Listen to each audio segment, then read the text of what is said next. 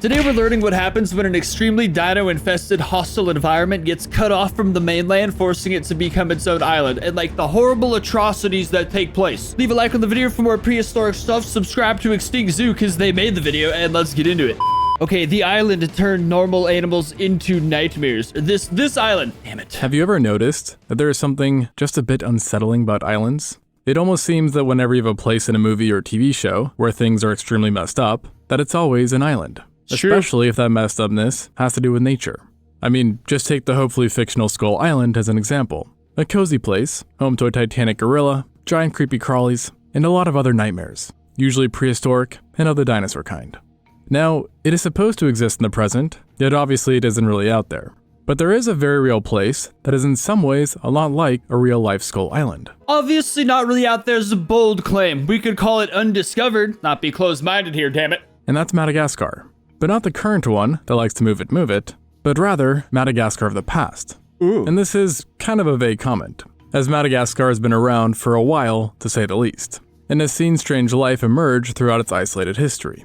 But the time that I'm specifically talking about is as it was 70 million years ago, during the late Cretaceous, when in a world known for strange animals, Madagascar still somehow managed to be the Wild Wild West, or in this case, East.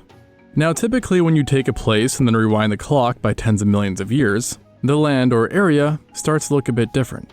Yet miraculously, Madagascar looked a lot like it does today, even all the way back then, being an island separated by hundreds of miles or kilometers of water from mainland Africa. However, it was more southward than presently, and also much more closer to India. In fact, not only were the two neighbors, but not so long beforehand, they'd actually been conjoined for an extremely long amount of time. Longer than the gap between us and dinosaurs, to give you an idea. And because of this, many animals were able to colonize Madagascar from India. And with the two separated from the rest of the world, they developed their very own distinct paleofauna, making life just a bit more interesting than normal. But what really cranked the weirdness thermostat up was when Madagascar ditched India and became its own island. And why? Well, because it was then that Madagascar's native life suddenly started to experience the pressure of insular dwarfism and gigantism. Oh, Jesus. Because while Madagascar is a big island, it still ain't big enough for everything. And then when you stack complete isolation on top of this, well, you end up with a very funky place. And it was the kind of place that was a bit like Skull Island, like I mentioned, wherein danger was everywhere, not just sprinkled here and there, as an abundance of life was supported by expansive alluvial plains, broad rivers, and abnormally large amounts of vegetation that took root in drained floodplains. And while it probably wouldn't take you very long to run into one of the island's many predatorial inhabitants, it could have been the weather that actually got you first, as that too was a bit different here. Jesus. It wasn't necessarily extremely hot or cold, but rather periodically deathly dry, with rock formations suggesting frequent droughts that could spring up, while in general, you also had distinct dry seasons. But on top of a bottle of water, you would also need to bring a floaty, because even in a desert here, you could drown, as it turns out that these dry spells could be rudely interrupted by rapid rain. So it's like Australia, basically? With sediment buildup suggesting flash floods happened a ton, and covered wide swathes of land, drowning anything not fast or smart enough to get the heck out of the way. Damn. And then if it wasn't Mother Nature trying to get you, it definitely would be the animals. I mean, just take a look at the mascot of the island, the Majungasaurus, an unusually ill-tempered theropod. But don't let it hear you say that, because in this realm, it was king, being the island's largest theropod. I knew that was a Majunga, by the way, the whole time. I wasn't ballsy enough to proclaim it, but it was pretty obvious. I wanted to say it so bad the whole time. And if you were greeted by dinosaur. one, you could expect a 7-meter or 23-foot long unit that weighed over a ton. And in certain situations, could even be as big as a Carnotaurus. And if you've seen the movie Dinosaur, you know why this is bad news. However, it wasn't actually its size that set it apart from other theropods, since larger predators were of course found elsewhere. Instead, it was its highly unusual construction, looking almost like someone had mashed together different body parts of animals to create a single dino. For starters, its hands were absolutely tiny, almost like sausages. Though that being said, I know yours aren't, so please reach for that like and subscribe button. Sausages? Next, its head was fat, short, and squished, while the rest of its body was then long and robust. And then as opposed to its handsies, its legs were absolute handsies and sausages, being ridiculously thick and stout, and collectively making the Majungasaurus hard to miss to say the least, and an oddity among its already strange family, the Abelisaurids. Wow. Now, you might be thinking these funny adaptations meant this predator was a bit more harmless than usual, But ironically, what they really did was transform this beast into the ultimate giant killer. He did. He made it sound adorable. Adorable and loving is what happened. Because as it turns out, this design is how you kill sauropods. Ooh. Or at least, that's the hypothesis. You see, many carnivorous giant theropods Gila sport narrow monsters. skulls, which are good at withstanding vertical stress associated with powerful bites, but are bad at dealing with twisting forces, therefore forcing them to rely on numerous bites instead of just one big one. Meanwhile, our friend the Majungasaurus had a totally different strategy, being more of a bite once kind of guy, as its skull was better designed at holding onto struggling prey without needing to let go. Kinda similar to what's seen in modern felids actually. And the rest of its body backs this one and done hypothesis, as it had bony tendons, a strong back, interlocking ribs, and then of course, those hunkering legs. All great things to have if you want to hold something. But the question is, hold what? Dinosaur and this is where pit that bulls, hypothesis dude. comes in. Because, there was really only one animal living with it that made these features make sense. And that was sauropods, in this case titanosaurs. To be exact, Rapidosaurus and Vahini. Dude, that freaking thing. Okay, in this Ark Survival Evolved mod, there's Majungas, and there's also this one, and I mispronounced that freaking thing's name in multiple. It's just a risky dinosaur, to be honest. Two not huge, but still respectably sized herbivores that likely dealt with Majungasaurus on the regular. And actually, there were a few more bad omens for these guys, as their potential killer's skull turned out to be enforced by bone mineralized out of skin in certain areas, while its lower jaw was hyperflexible, thus reducing injury chance while wrestling with titans. And to finish the package, even its teeth were a bit off, with the front being thicker than the rest and curved on the front edges, yet straighter in the back, a design which, surprisingly, prevents slicing, but again implies that this hunter wanted to grip prey and subdue them, not cut them up. And lo and behold, paleontologists would eventually find Rapidosaurus remains with numerous Majungasaurus bite marks on them. Lo and a sign behold, that on this island, not even the largest animals on Earth were safe. However, before you let out a big sigh of relief, the Majungasaurus must have held no interest in smaller things. There is something you should know. Whoa. So far, all evidence we know of suggests that Majungasaurus was the complete opposite of a picky eater. Seriously. I mean, if it came down to it, it would even eat itself. What? And actually, Majungasaurus is the only known non-avian dinosaur that paleontologists consider to have had directly confirmed cannibalistic tendencies. Oh. As in 2007, researchers stumbled upon not one, but multiple specimens that bore bite marks identical to its own kind, with the size, spacing, and serrations all matching up.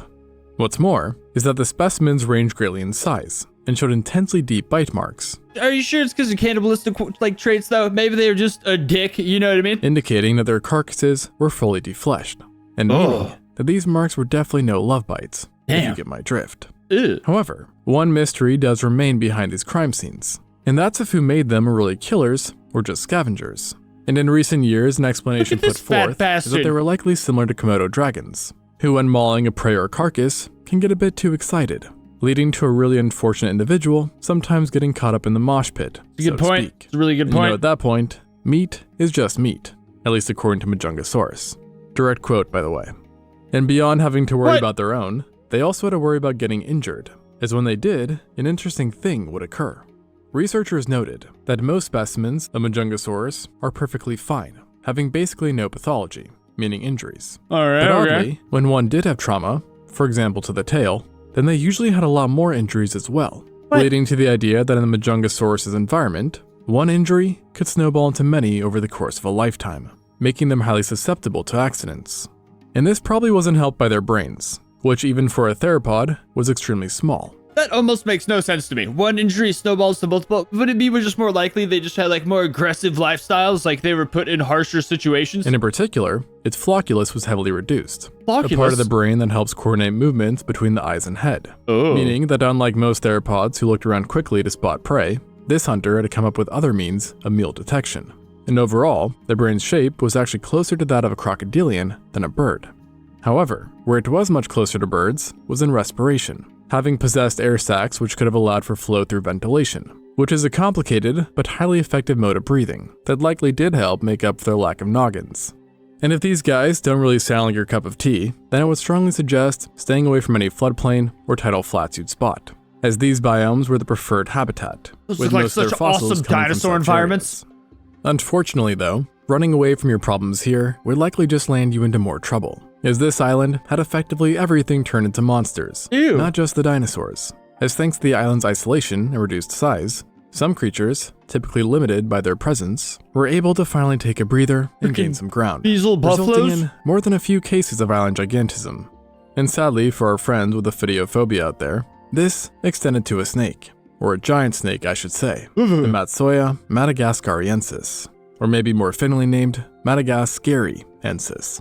As its name suggests, it was a member of the now extinct family Matsoidae, who were a bunch of Gondwanan snakes that greatly varied in size, with some being no more than 1 meter or 3.3 feet long. However, That's this still bottom pretty range big. definitely did not apply to the Madagascariensis.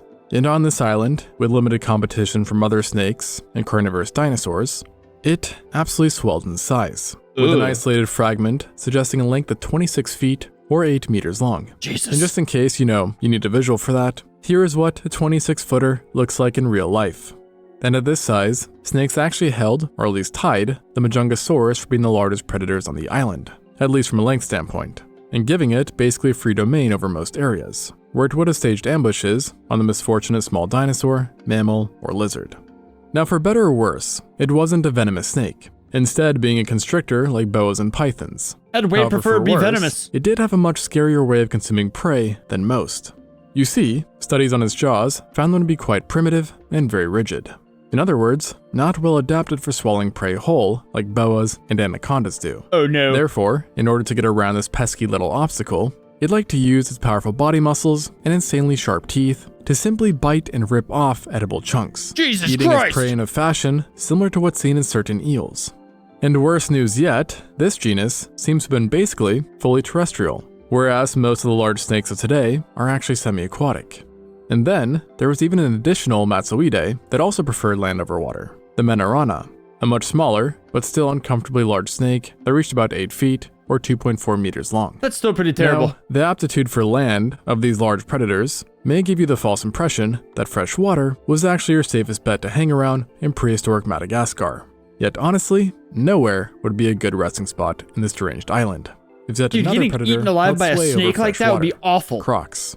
Specifically, the Mahajungasaurus. What? Now, this animal sure would have looked a bit like modern crocodiles, but it was not one. And actually, it wasn't even that related to the Crocodylus genus, having instead been a part of the Notosuchia, a group of Jesus. crocodilomorphs known for usually being terrestrial, having erect limbs and highly derived members, with many possessing odd traits, such as mammal-like teeth, fleshy cheeks, pig-like snouts, and mouths that resemble that of a pug, or in some cases, ducks. I feel stupid. I didn't even know crocodilomorphs exist. Absolutely one of my new favorite species, or like genus. But the Mahajungasaurus did not have any of these strange features, but it was very derived in its own way, having broken from the trend of terrestrial life and seemingly adapted for a semi-aquatic one, making it even more similar to modern-day crocs through convergent evolution. Damn it. And compared to other Notosuchians, it was further differentiated by Look at its that lethality, photo, dude. Jesus for nearly Christ. no others came close to its size or voraciousness, with the largest specimens indicating a max length of 5 meters or just over 16 feet. I'm sorry, but that was the coldest artwork I've ever seen, bro. Look at this sauropod's flesh just melting off its body as it's ripped apart in the water. That's terrifying. This is a concept I've never even considered right here. That's crazy, bro. My God.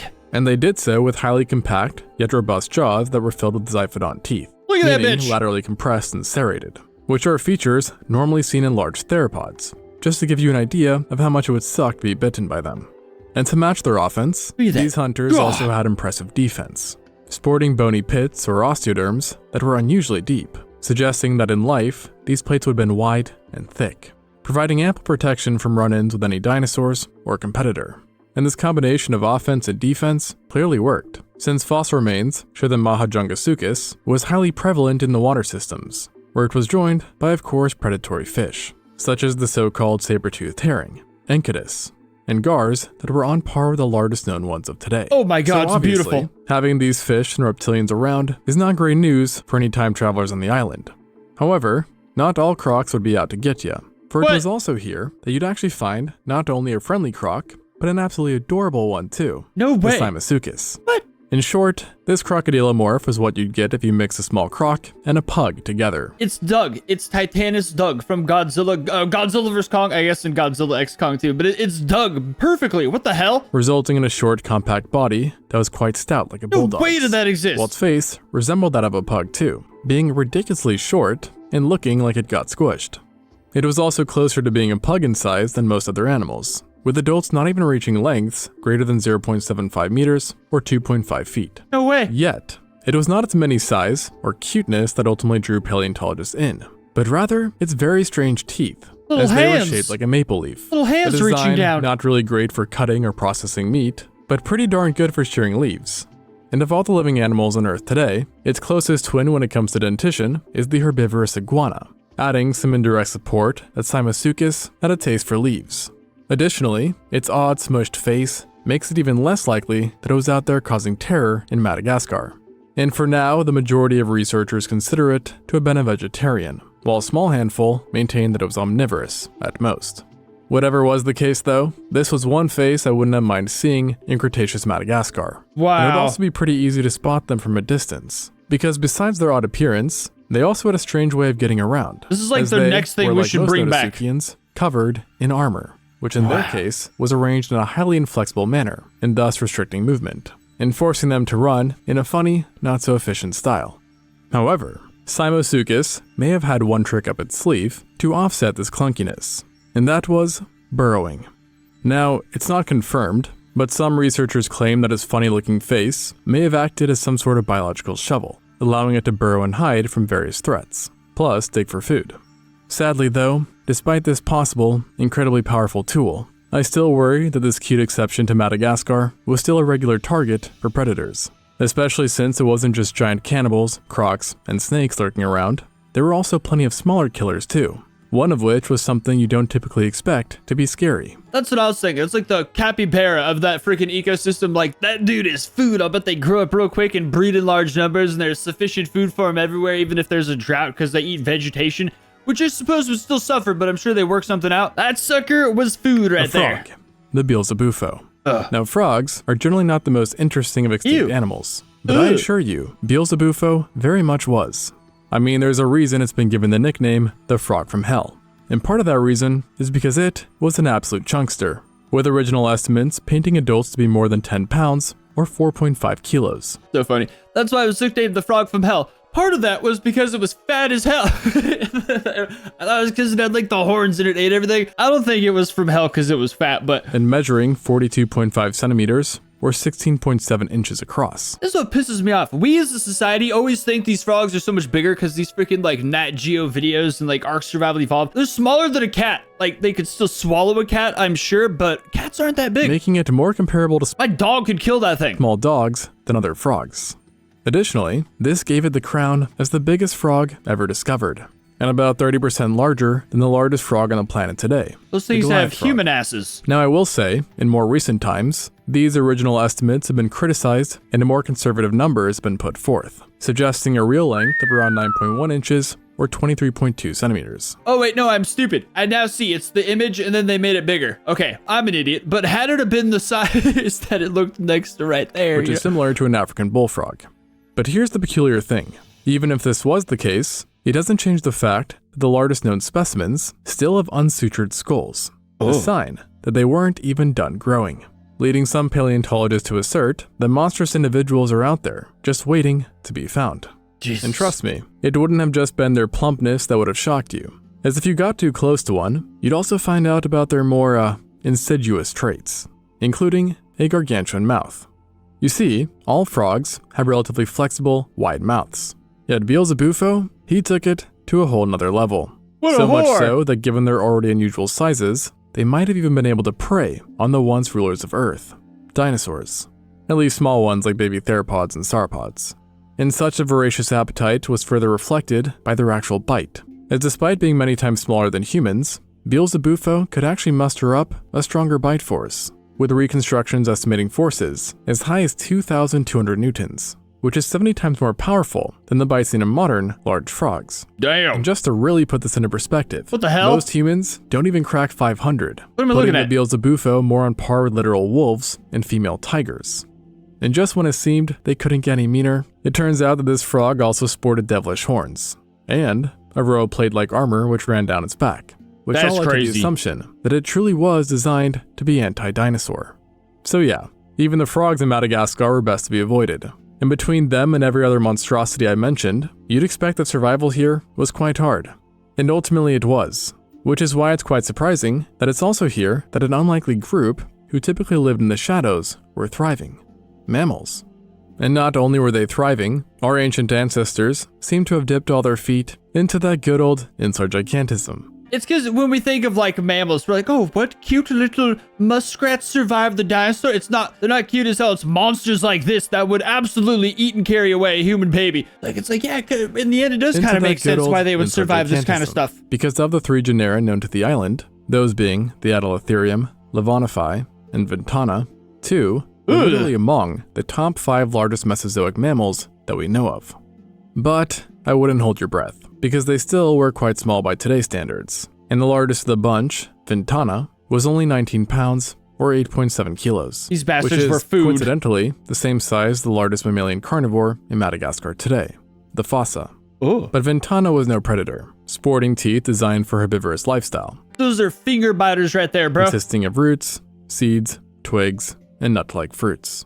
Not super interesting, but Ventana did make up for this by having a secret superpower. It's something Smell. piss-related, isn't it? This Oh, guy okay. was the king of schnozzes, emperor of noses, and ruler of sniffing. And I say this because literally 14% of its brain volume was dedicated to olfactory bulbs, the area responsible for smelling. Which just to show how crazy that is, the region in our brain constitutes a measly 0.01%, and in dogs, 0.31%. So not much better. And why it had such power dedicated to smelling is unknown. Yet on an island filled with lots of but which threats, dog? I'm sure it was useful. And the contemporary Adelatherium also had its uniqueness too, though not in the smell department, rather in its foramen. For those who don't know, foramen is an opening or gap that allows for the passage of nerves, arteries, veins, and other soft tissue structures. What the from hell? one body part to another. And the more one animal has, then more likely it is the case that they have a pretty specialized system somewhere. And in the case of the Adelatherium, we don't know exactly what this was, but we do know it had the second highest amount of foramen of any known mammal ever, meaning that hidden in its body was one crazily complex system, which presumably was needed in such an environment. That's so And hopefully, trippy. one day we will know exactly what its secret power was. But what we don't have to wait on is knowledge regarding another resident of this island, who actually was probably one of our distant relatives' top worry, the theropod Masiacosaurus. Like the Majungasaurus, this dinosaur is believed to have been a part of the clade Ceratosauria. Though unlike the former, it wasn't an abelisaur, rather a noasaurid, which did actually make it closely related, though clearly not enough to get those big genes, as it was rather small for a theropod, reaching only 2.1 meters or 6.9 feet in length. That would still do while some only damage, weighing though. as much as a Nile monitor lizard, so about 44 pounds or 20 kilos. That And bites this you, might though. not seem that much, but when you stack one of these guys next to any of Madagascar's prehistoric mammals, it suddenly seems quite daunting. And we know through its teeth that it definitely liked meat, which also happened to be very odd. Like you would expect in a carnivorous theropod, the majority were serrated and laterally compressed. But then at the front of its mouth, it had 4 teeth that were just super off, That's protruding horrifying. out of the mouth and being Jesus both Christ. spoon-shaped and hooked. And such a strange design has given birth to a lot of hypotheses on their purpose. Which is weird, because don't, like, teeth that are exposed usually dry and then, like, rot away quicker or something like that, so they would have had to have some special something going With one on of there? the more prominent ones being that they help to grip food, especially I smaller guess not food, always, though. leading to the idea that small invertebrates, vertebrates, and maybe even fruits were all possible food choices, which doesn't really tell us much. But such an adaptation would make sense on an island susceptible to hectic weather, and where resources could dwindle. And actually, Masiacosaurus has shown paleontologists the volatility of the island's climate through other means, namely its growth. By sheer coincidence, Masiacosaurus had once been subjected to a bone growth study due to the large amount of fossils, which strangely found that despite being quite small, it also grew very slow, taking about 10 years to reach the size of a large dog. That's awful. Leading to the conclusion that it evolved a slow growth rate in order to minimize nutritional investment in a harsh ecosystem. Yet, while Cretaceous Madagascar could become a desert nightmare, 10 years it to get wasn't to a the lack size of of a water dog? which doomed its inhabitants in the end. Instead, like the rest of the world, This one-of-a-kind ecosystem was erased 66 million years ago during the KT extinction event.